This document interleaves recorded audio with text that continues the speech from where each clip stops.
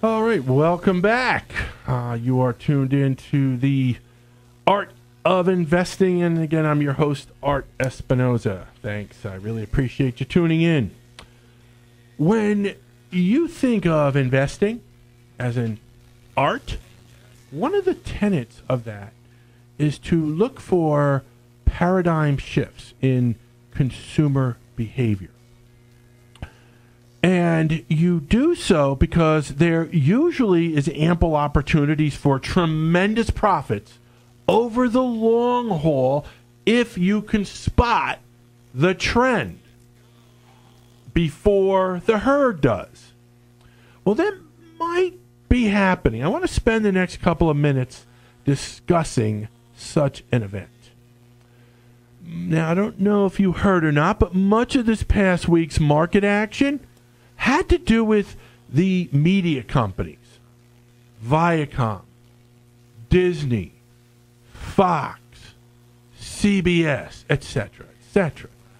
Now, these companies have been a part of many of your cable or satellite packages, delivering content to you whether you wanted it or not. The reason for the market's violent reaction to their earnings news in the form of getting these stocks were just obliterated last week is because the consumer is changing their tastes in how they want these programs delivered. And it's not just a United States thing. It's a worldwide phenomenon, which makes it even more exciting if you ask me. Companies like Netflix, Hulu, and Amazon have been largely responsible for this change that's taking place. I just did a little poking around the internet, and I found out, and many of you probably know this, I'm not a big TV watcher, but you can subscribe to Netflix for all you movie buffs. You can actually, for $6.99 per month, you can watch most of the movies you want, when you want, on the device you want. And why pay cable or satellite the money to get programs that you like and watch, and you have to watch when they tell you on a designated device, like a television? Well, things are changing, and the art of investing is where you need to tune in to find these types of shifts that are taking place. And I think there is ample opportunity here. Now listen carefully. This has these media giants scrambling on what they need to do next. How can we deliver content at the same margins that we've been delivering for the past 20 years? If the consumer is cutting the cord or opting for a slimmer package or bundle, is what they're calling it now, that's going to be quite a challenge for those companies. And I believe investors are going to ratchet down their expectations for these companies. So you might pick up these companies at much cheaper prices, but not now. Let the market do its work. Disney's still, it's going to be a very good buy. Viacom's an excellent company. These have quality programs, and not only do they have quality programs, they're still going to get paid oodles of dollars for their advertising. And they, Disney, you get a park, they're all their theme parks, so there's power in these companies, but right now the market is giving them the haircut of their lives. And so wait for the opportunity there. You get them a lot cheaper, I believe, in the months ahead. But here's the deal. No matter what, Netflix contracts, it doesn't matter what they're offering you and how many movies you watch, or like I know many of you have done already, you watch it on many different devices. You switch to watching local programs. Many of you have done that. What was it? HBO just recently came out. They took their HBO package pretty much away from the cable companies or the satellite companies, and you can go on the internet and you can subscribe for a monthly fee, HBO only. You can get Fox for nothing, CNBC for nothing, NBC for nothing. You can get a lot of those other channels for nothing, but HBO, many of you, I already know, have made that switch. Here's the deal, though. No matter what you do, you're still going to need the internet.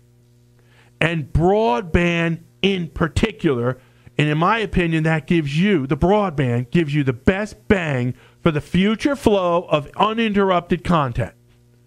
For your best connections to the internet is what I'm saying, look to cable. There's the opportunity. Comcast happens to be a favorite of mine in this space. I wonder why. It's a holding in the Art of Investing Index. Yes, I love this company. Cable is where it's at right now. I think it's going to be where it's at 15, 20 years from now. And they're also diversifying. Now, I understand that there's ample space in the direct TV, the satellite space.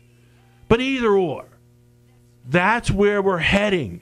This is the paradigm shift. This is a monumental opportunity for you. That's why investing is an art. Everybody says to me, boy, I wish I bought Google.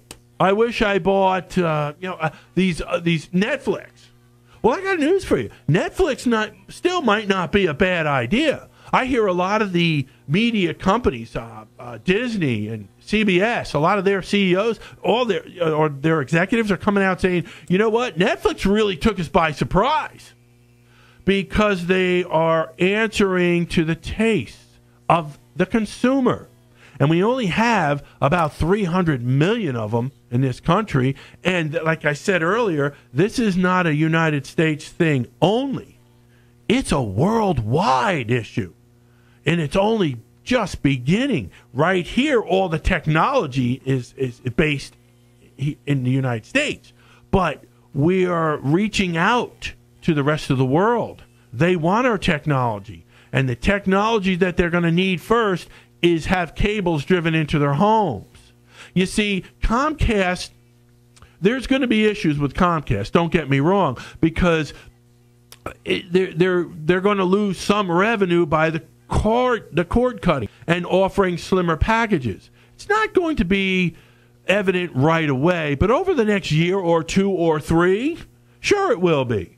But the market's going to figure out what the haircut will be on that. It won't be nearly as bad as you saw the media companies this past week, because Comcast opened the week at 60 and it closed at just under 59, where Disney got about 27% whacking. Okay, so it told you that the market is saying that cable is the wave of the future. Cable is what you're going to need to bring in your internet. That's not going away. And so I really believe that if you were to begin nibbling at something like cable, even, like I said, Dish, anything to do with satellite, anything that brings the internet into the home, folks, start to look at with a very serious eye.